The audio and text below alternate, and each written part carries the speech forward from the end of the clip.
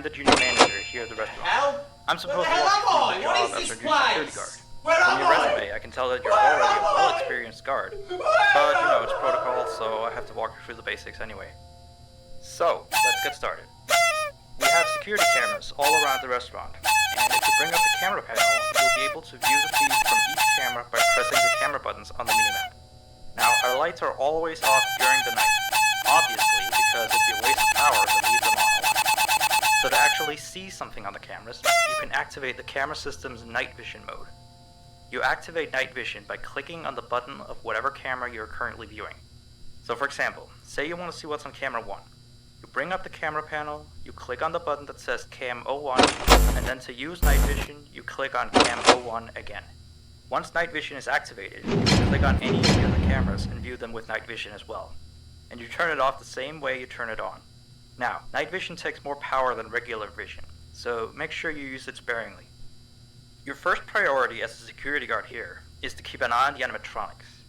Those are really expensive machines, and we do not want them stolen. And you keep an eye on them through the cameras. We have quite a few animatronics here at Candy's. There's of course the cats Candy and Cindy, there's Chester the chimpanzee, there's the penguins, just lots I tell ya. So, you also have 3 security doors in your office, each of which can be closed by pressing the door button by each door. These are here in case you're in some sort of danger, but personally I just use them to shut myself off from the world when I need a break. But don't let me be a role model on that one. You need to remember that closing these doors takes power, and the longer they're closed, the more power they drain. Now, I know that sounds kinda backwards, but you have to trust me on that one. I think it's something about the doors having an automatic fail-safe feature in case the power gets cut off, you know, so they open up if there's no more power. All I know for sure is that they do use more and more power the longer they're closed, so you don't want to keep them closed for too long at a time. Now, the reason I keep mentioning the power is because the restaurant uses a backup power generator at night, which only has a certain amount of juice in it. So anything from viewing the cameras to using the security doors takes power. You can see how much power you have left on the computer on the desk in front of you. Try not to run out of power. If you do though, you won't be stuck in the office since the doors will always open up anyway. Oh, and one last thing. The animatronics aren't completely turned off at night, so they might start walking around a bit. But just be careful not to let any of them into the office, cause we have stuff in there we don't want damaged or anything. Though don't bother with the ticket booth door, they won't attempt to get in through there. That should be all. You'll hear from me again on your next shift. Have a good night.